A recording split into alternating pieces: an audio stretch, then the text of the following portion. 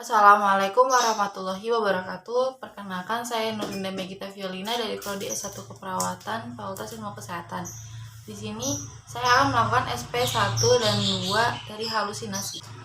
Assalamualaikum Ibu. Perkenalkan, saya perawat Rinda yang bertugas pada pagi hari ini dari pukul 7 pagi sampai pukul 2 siang. Kalau boleh tahu, nama Ibu siapa? Mbak Dewi Nur. Senang dipanggil apa Mbak? Mbak Dewi. Oke. Mbak Dewi, bagaimana perasaan Mbak Dewi hari ini? Ya biasa aja. Apa ada hal buruk yang Mbak Dewi alami? Yaitu saya kadang ini kayak mendengar sesuatu gitu. Oh, oke.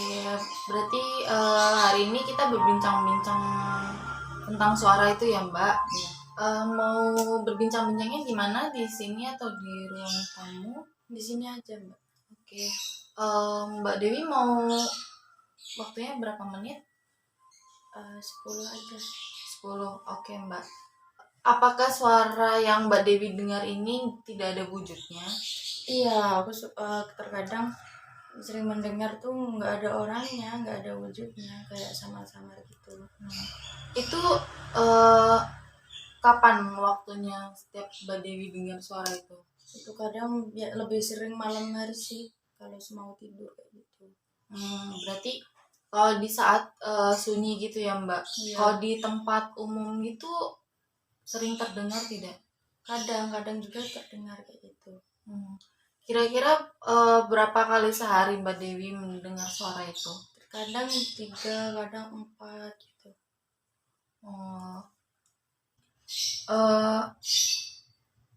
Apa yang Mbak Dewi rasakan pada saat mendengar suara itu? Ya berisik aja, kayak risih gitu loh, kayak takut kadang juga. Apa yang Mbak Dewi lakukan saat mendengar suara itu? Ya saya coba mengusir kayak gitu, ya kayak mencoba kayak ngilangin gitu, tapi nggak bisa, masih kedengeran. Oke, bagaimana kalau hari ini kita belajar cara-cara untuk menghilangkan suara yang tidak ada wujudnya itu? Iya Mbak. Oke. Ada 4 cara untuk mencegah suara-suara itu. Nah, pertama itu dengan menghardik suara tersebut. Jadi cara yang kedua itu dengan cara bercakap-cakap dengan orang lain yang ada di sekitar. Tuh, untuk mengalihkan suara itu agar tidak terdengar lagi. Yang ketiga itu melakukan kegiatan yang sudah terjadwal. Dan yang keempat itu minum obat dengan teratur. Bagaimana kalau kita belajar satu cara dulu, yaitu dengan menghardik suara tersebut? Iya sih. Oke, caranya itu di saat suara itu muncul, Mbak Dewi tinggal bilang pergi, pergi, kamu tidak ada, seperti itu. Nah, coba Mbak Dewi ikuti apa yang tadi saya omong. Mengucapkan pergi kamu tidak ada. Oke, coba sekali lagi ya Mbak. Pergi kamu tidak ada. Oke, udah bagus. Itu dilakukan ketika nanti suara itu udah muncul lagi ya Mbak. Iya. Oke. Bagaimana perasaan Mbak Dewi setelah latihan tadi? Ya agak tahu sih biar ini cara mengilanginnya. Nah, jadi kalau misalkan suara itu muncul lagi, Mbak bisa coba cara yang tadi. Terus bagaimana kalau kita atur jadwal latihannya saja? Iya. Mbak Dewi mau hari apa dan jam berapa?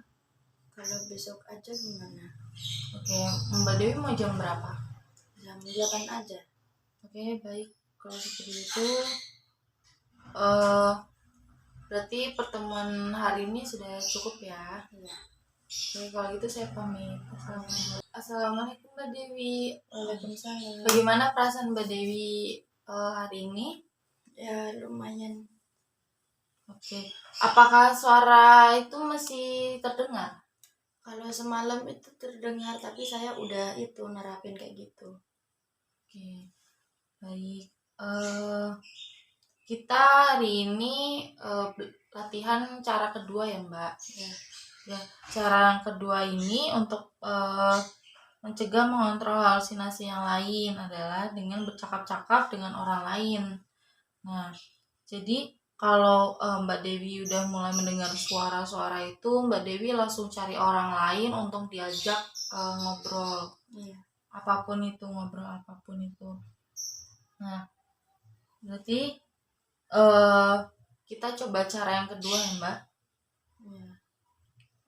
Misal contohnya gini, Mbak Dewi mendengar suara itu, terus Mbak Dewi nih cari orang, terus bilang, tolong saya mulai mendengar suara-suara, ayo ngobrol dengan saya.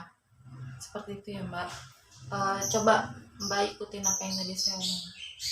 Mencoba bercakap-cakap sama orang sekitar, mencoba mengobrol sama orang sekitar untuk mengalihkan itu suara-suara tersebut. Contohnya seperti gimana tadi saya contoh? Ya, mengobrol seadanya kayak gitu. Keseharian.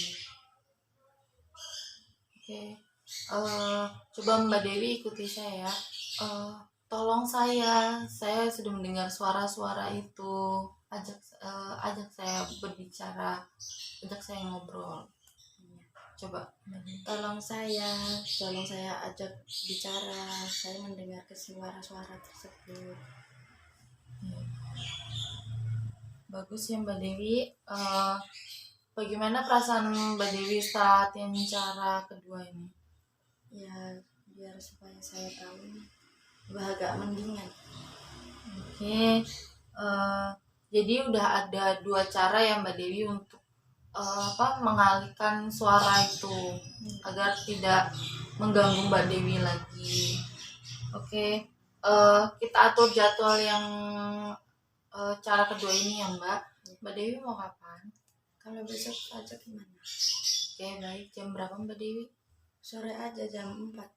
Oke, kalau begitu kita mengatur jadwal di cara kedua ini besok jam 4 sore ya. Iya. Ya udah. Untuk pertemuan kali ini udah dicukupkan. Saya pamit. Assalamualaikum. Waalaikumsalam.